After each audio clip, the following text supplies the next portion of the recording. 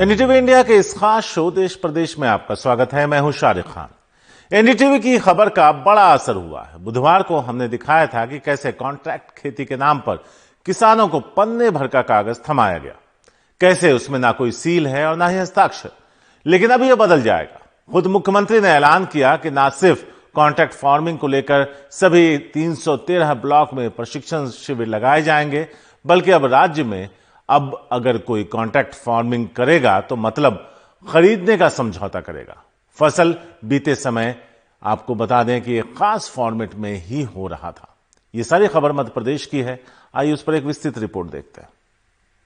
आजकल अपन खतरनाक मूड में है।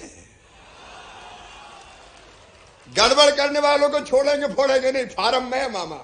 वाकई मामा खतरनाक मूड में लगते हैं। तभी एनडीटीवी की खबर का उन्होंने फटाफट संज्ञान लिया। बुधवार को हमने खबर दिखाई थी कि कैसे अनुबंध के नाम पर किसानों को पन्ने भर का फॉर्म थमाया गया।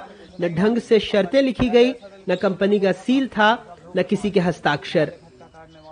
फॉर्च्यून और बीटी लगभग एक ही है। ये राकेश मिशनरी वालों के यहाँ था अपना। लेकिन आपके पास तो कोई कागज भी नहीं कागज है, बिल है। कागज कुछ नहीं, वो आधार कार्ड का वो भर लिया था मात्र बस। और कुछ नहीं है। बहुत ठगा हुआ महसूस कर रहे हैं। हम तो ये महसूस कर रहे हैं कि जैसे ये कृषि कानून आया है, जब इतना सही मतलब इसमें इतनी ठगबाजी है तो फिर कितना बड़ा ठगबाजी होगा। वही कह रहे हैं। यही है। कंपनी के नाम पर खाद दवा बेचने वाले कारोबारी का नाम था, हस्ताक्षर उसके भी नहीं। एनडीटीवी की इस खबर पर कांग्रेस ने भी तीखी प्रतिक्रिया दी थी। कांग्रेस नेता राहुल गांधी ने ट्वीट कर कहा था कि भारत के किसान को ऐसी त्रासदी से बचाने के लिए कृषि विरोधी कानूनों के खिलाफ आंदोलन कर रहे हैं। इस सत्याग्रह में हम सबको देश के अन्नदाता का साथ देना होगा। लेकिन अब ऐसा नहीं होगा। मुख्यमंत्री ने एनडीटीवी पर खबर दिखाए जाने के बाद कह दिया है कि फॉर्मेट होगा, किसानों को अनुबंध की ट्रेनिंग भी मिलेगी। अगर कोई कॉन्ट्रैक्ट फार्मिंग करेगा मतलब खरीदने का समझौता करेगा। फसल बोते समय तो एक फॉर्मेट हम बना रहे हैं, वो फॉर्मेट भरना पड़ेगा किसान को और कॉन्ट्रैक्टर को, और वो फॉर्मेट किसान के पास भी रहेगा और एसडीएम के पास भी जमा रहेगा, ताकि कोई बेईमानी ना कर पाए, कोई बेईमानी ना कर पाए। और वो फॉर्मेट भी आपको देंगे, और कोई बेईमानी करेगा तो छोड़ा नहीं जाएगा किसी भी कीमत पे। दर्शन पीएम सम्मान निधि के ऐलान पर मुख्यमंत्री ने अनुबंध की खेती को लेकर ये ऐलान किया है। मध्य प्रदेश में 77 लाख किसानों को प्रतिवर्ष 3 किश्तों में 2-2 हजार रुपए केंद्र सरकार पीएम सम्मान निधि के नाम पर देती है। राज्य सरकार भी 2 किश्तों में 2-2 हजार रुपए देती है। मुख्यमंत्री ने खुद कहा, मामा आजकल फॉर्म में है, गड़बड़ी करने पर छोड़ेंगे नहीं। प्रसंग कुछ और था, लेकिन कॉन्ट्रैक्ट की खेती यानी अनुबंध की खेती पर भी कुछ निशाना जरूर लगा था। भोपाल से कैमरा पर्सन रिजवान खान के साथ अनुराग द्वारी, एनडीटीवी इंडिया। किसान आंदोलन को 1 महीना पूरा हो गया, लेकिन सरकार और किसानों के बीच बात अब तक नहीं बनी। इस बीच देश के कई इलाकों से किसान दिल्ली कूच कर रहे हैं। दिल्ली की ओर बढ़ रहे किसानों को रोका जा रहा है, लेकिन उत्तराखंड के बाजपुर में दिल्ली जा रहे किसानों को पुलिस आगे बढ़ने से रोक नहीं पाई। पुलिस ने बैरिकेड लगाए थे, लेकिन एक ट्रैक्टर सवार ने बैरिकेड होने पर भी ट्रैक्टर आगे बढ़ा दिया। इस दौरान बड़ी तादाद में पुलिस वाले मौजूद थे, लेकिन कुछ कर नहीं पाए। बाद में कई किसान खेतों में गाड़ियां लेकर उतर गए और दिल्ली की तरफ बढ़ गए।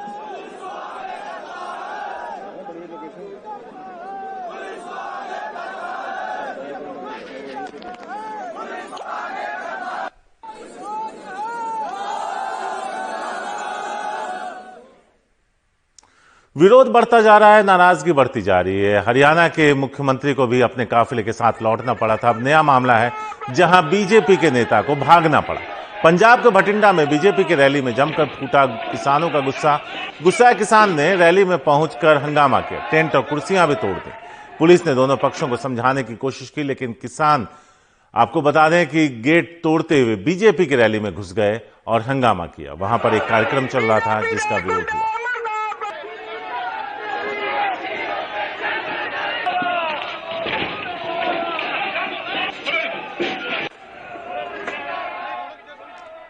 वहीं जिसका हम जिक्र कर रहे थे, जहां बीजेपी नेता को पिछले दरवाजे से भागना पड़ा, वो खबर पंजाब के जालंधर और भटिंडा में। आपको बता दें कि पूर्व पीएम अटल बिहारी वाजपेयी का जन्मदिन मना रहे थे। बीजेपी नेताओं को किसानों ने घेर लिया। जालंधर में तो होटल के पिछले दरवाजे से उन्हें निकलना पड़ा।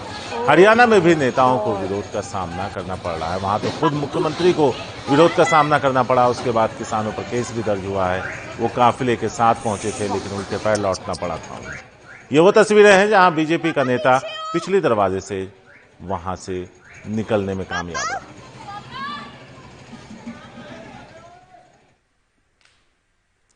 हरियाणा के कैथल में जननायक जनता पार्टी के विधायक गुहला ईश्वर सिंह को सुशासन दिवस के मौके पर किसानों ने खदेड़ दिया। बड़ी संख्या में किसान सुशासन दिवस पर आयोजित कार्यक्रम में काले झंडे लेकर पहुंचे और विरोध किया। विधायक ईश्वर सिंह बीच में ही कार्यक्रम छोड़कर उन्हें जाना पड़ा।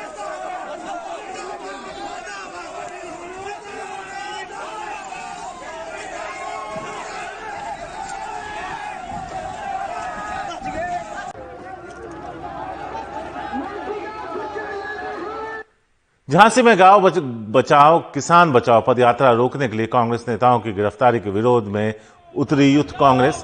पार्टी के कार्यकर्ताओं ने टंकी पर चढ़कर किया विरोध प्रदर्शन।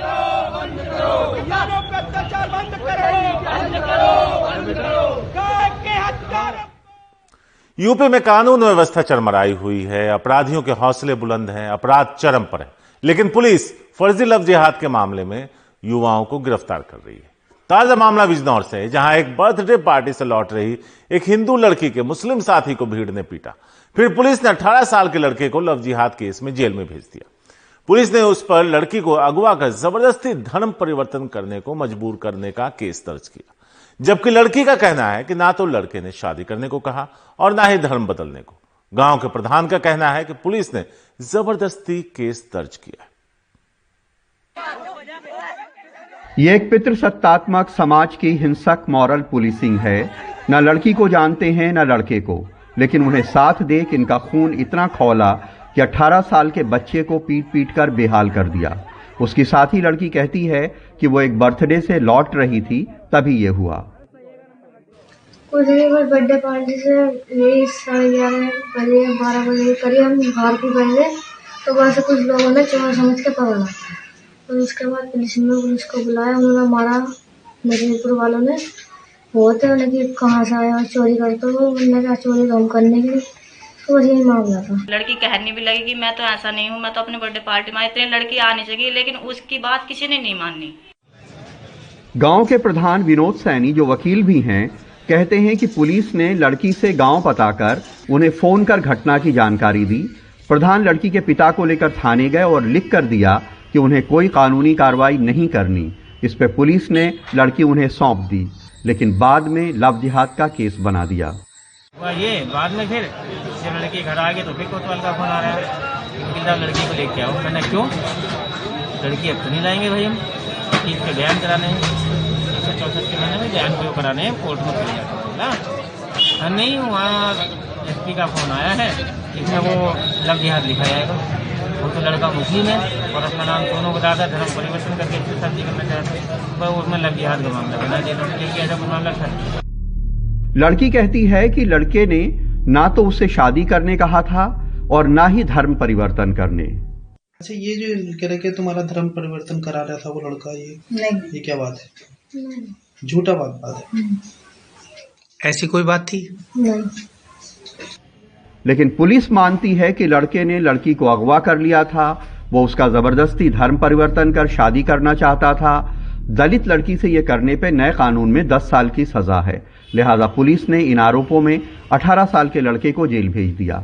ये केस लड़की के पिता की तहरीर पे किया गया। इस लड़की को अपना सोनू नाम बताकर इसे अपने प्रेम जाल फंसा लिया। उसके उपरांत उसे यहाँ से अपहरण करके ले गया। उसका धर्म परिवर्तन करवाने का इसने दबाव डाला। जब लड़की को जानकारी हुई तो वहां से उसी चंगुल से किसी तरह भागी आई है। जिस लड़की को अगवा करने और जबरदस्ती धर्म परिवर्तन कराने की कोशिश का आरोप है, वो कह रही है कि ऐसा कुछ नहीं हुआ। उसकी मां कह रही है कि लड़की बर्थडे में गई थी, वहां से लौट रही थी, ऐसी कोई बात नहीं है। गांव के प्रधान कह रहे हैं कि पिता ने थाने में लिख के दिया था कि हमें किसी पे मुकदमा नहीं करना है, लेकिन अगर इसके बावजूद इस केस में पिता से तहरीर लेके मुकदमा किया गया तो यह समझा जा सकता है कि इसका दबाव कहां से आया होगा। बिजनौर में जुबैर और लखनऊ में कैमरामैन राजेश गुप्ता के साथ कमाल खान, एनडीटीवी इंडिया।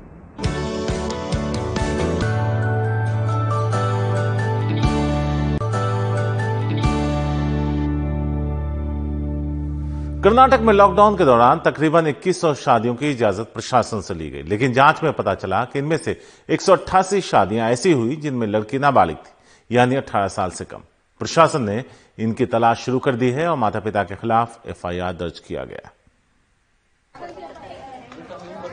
समाज कल्याण विभाग के अधिकारी दूर दराज के गांवों में उन सभी शादियों की जानकारी इकट्ठा कर रहे हैं जिन पर उन्हें शक है कि लड़की की उम्र 18 साल से कम थी, यानी 15 से 18 साल के बीच। ऐसी 188 शादियां अब तक पकड़ में आई हैं। अब तक जो 188 मामले सामने आए हैं उनमें हमने एफआईआर दर्ज करके लड़के लड़कियों को सरकारी शेल्टर में भेज दिया है और उनके खाने पीने और पढ़ाई का इंतजाम कर रहे हैं। हालांकि लॉकडाउन के दौरान नियमों की धज्जियां नेताओं ने भी खूब उड़ाई। पूर्व मुख्यमंत्री कुमारस्वामी के बेटे की शादी हो या विधायकों के बच्चों की, खूब मजमा जुटा और मामले दर्ज भी हुए। लेकिन कम उम्र लड़कियों की इतनी बड़ी संख्या में शादियां चिंता का विषय हैं। शायद माता पिता को लगा प्रशासन का ध्यान कहीं और है और ऐसे में अपनी जिम्मेदारी पूरी कर ली जाए, भले ही थोड़ा समझौता क्यों न करना पड़े, और इसीलिए उन्होंने 18 साल से कम लड़कियों की भी शादियां करवा दी। तकरीबन 2100 शादियां अप्रैल से नवंबर के बीच हुई। अब सबों की जांच चल रही है, लेकिन 30 जिलों में बटे राज्य के अलग अलग हिस्सों में सर्वे करना आसान काम नहीं है। बेंगलुरु से निहाल किदवई, एनडीटीवी इंडिया।